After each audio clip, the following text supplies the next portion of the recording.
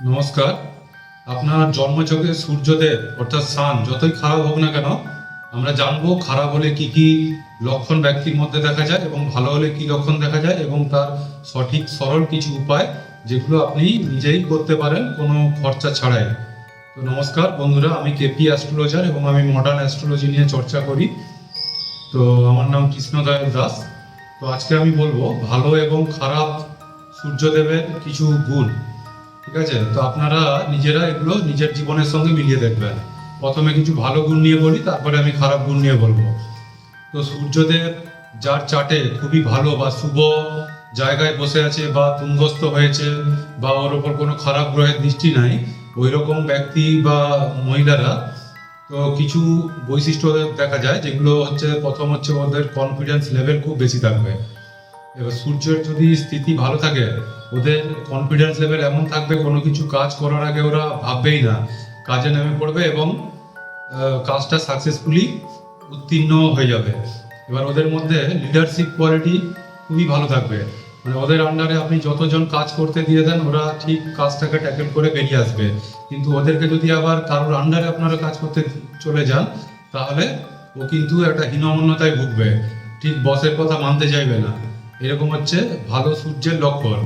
তো আরো কিছু ভালো গুণ হচ্ছে, তো ওনারা দানশীল হবে। দানশীল বলতে কেউ যদি ভিক্ষুক ওর কাছে ভিক্ষে চাইতে আসে, ও কিন্তু 1 টাকা 2 টাকা দেবে না, ওকে 10 টাকা 50 টাকা যে যা সাধ্য মতো বের করে দেবে।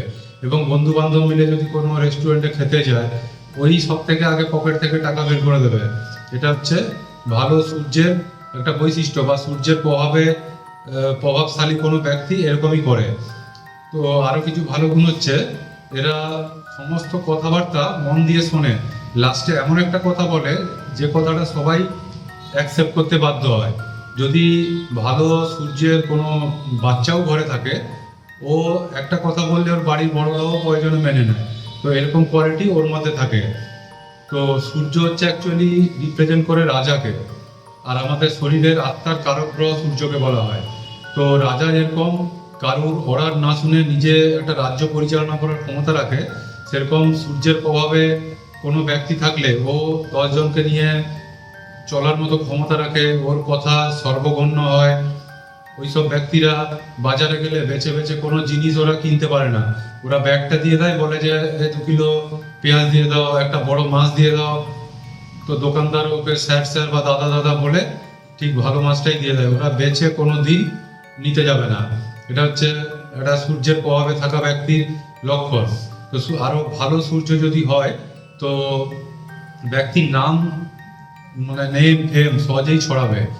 অর্থাৎ ও যদি কোনো কাজ করে, মানে লোকালিটির মধ্যে ওর নাম তাড়াতাড়ি ছড়িয়ে যাবে, ও যশ প্রতিপত্তি পাবে। ওরা যদি পলিটিক্সে থাকে, তাহলে খুব তাড়াতাড়ি ওরা নাম পাবে, অনেক লোক ওকে খুব তাড়াতাড়ি করে চিনবে। এ হচ্ছে ভালো সূর্যের খুব আহ, ভালো সূর্য যদি হয় তার এই লক্ষণগুলো থাকবে। তো এরা আহ, যদি আবার খারাপ সূর্যের আন্ডারে এরা চলে আসে, মানে খারাপ সূর্যের অধীনে যদি কোনো ব্যক্তি থাকে, তাহলে এই যে যতগুলো গুণ বললাম না, ওগুলোর ঠিক উল্টোটা হবে। মানে এরা খুব দাম্ভিক হবে, মানে দান করবে ওটা আবার সবাইকে বলে বেড়াবে, মান সম্মান সব জায়গায় নেওয়ার চেষ্টা করবে। ও হয়তো এক্স্যাক্টলি ওইটুকু মান সম্মানের অধিকারী নয়, কিন্তু সবাইকে বলে বেড়াবে আমি এটা করলাম ওটা করলাম। তো মান সম্মান কিছুটা ও নেওয়ার চেষ্টা করবে, ক্রেডিট নেওয়ার চেষ্টা করবে সব জায়গায়। অহংকার চলে আসবে, দর্প চলে আসবে। কোনো কিছুতে যদি ও অহংকার না দেখাতে পারে, তাহলে ওই কাজে হাতই দেবে না, এরকম ব্যাপারটা চলে আসবে।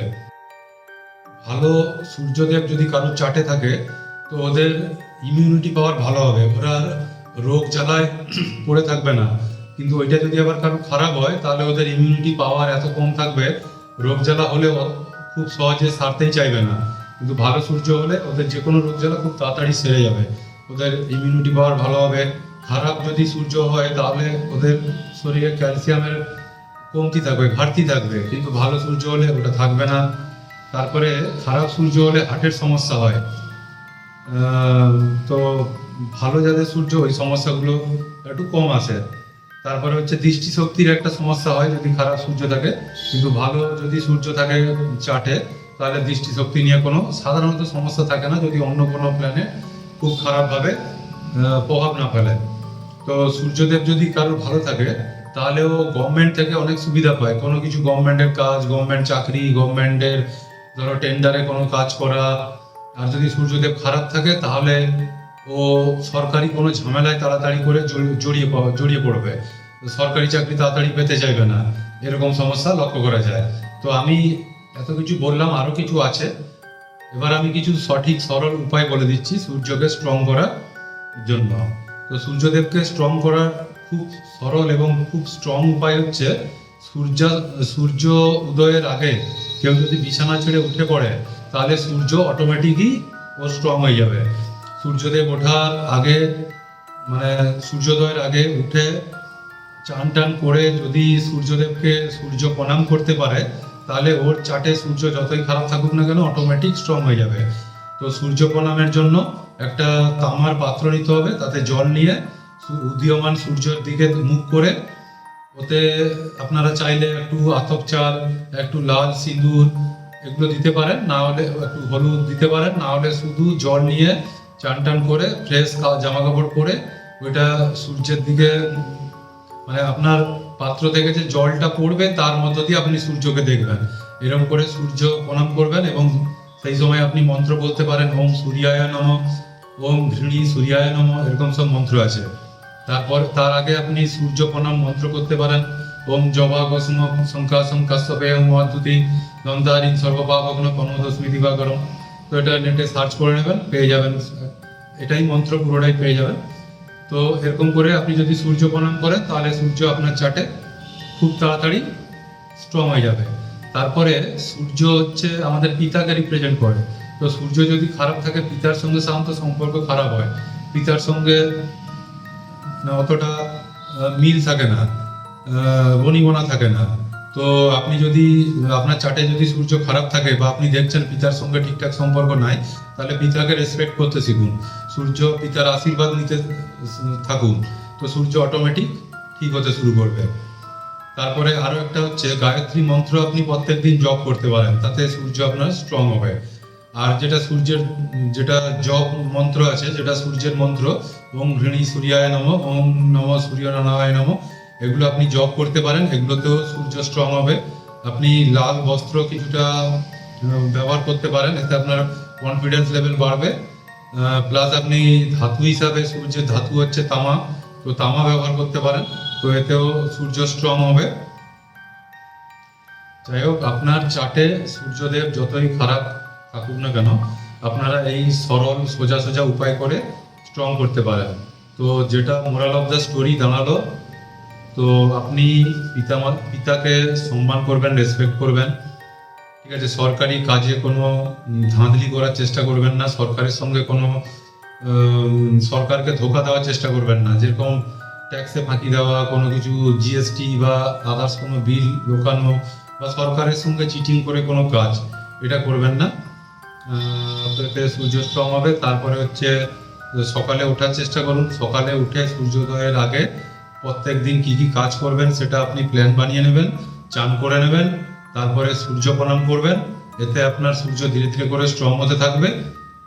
তারপরে হচ্ছে সূর্যের মন্ত্র যেগুলো বললাম ওইগুলো জপ করবেন, তাতে সূর্য স্ট্রং হবে। এটা আমি জেনারেল কিছু উপায় বললাম।